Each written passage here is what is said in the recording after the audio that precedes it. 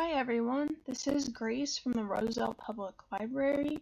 Today I will be reading Chapter 6 of Pinocchio by Carlo Collodi. Chapter 6. Pinocchio falls asleep with his feet on the brazier and wakes in the morning to find them burned off. It was a wild and stormy winter's night. The thunder was tremendous and the lightning so vivid that the sky seemed on fire. A bitter, blusterous wind whistled angrily, raising clouds of dust over the country, and causing the trees to creak and groan as it passed. Pinocchio had a great fear of thunder, but hunger was stronger than fear. He therefore closed the house door and made a rush for the village. He reached it in 100 bounds, with his tongue hanging out and panting for breath, like a dog after game. But he found it all dark and deserted. The shops were closed, the windows shut, and there was not so much as a dog in the street. It seemed the land of the dead.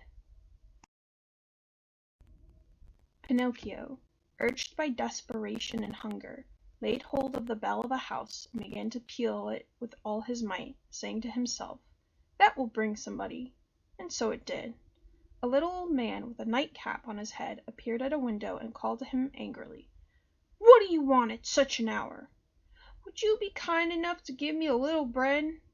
"Wait there, I will be back directly," said the little old man, thinking he had to do with one of those rascally boys who amuse themselves at night by ringing the house bells to rouse respectable people who are sleeping quietly. After half a minute the window was opened again, and the voice of the same little old man shouted to Pinocchio, "Come underneath and hold out your cap." Pinocchio pulled out his cap, but just as he held it out, an enormous basin of water was poured down on him, watering him from head to foot as if he had been a pot of dried up geraniums. He returned home like a wet chicken, quite exhausted with fatigue and hunger. As he no longer had strength to stand, he sat down and rested his damp and muddy feet on a brazier full of burning embers.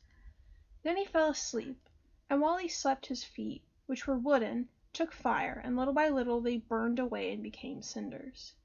Pinocchio continued to sleep and to snore as if his feet belonged to someone else. At last, about daybreak, he awoke because someone was knocking at the door. "Who is it?" he asked, yawning and rubbing his eyes.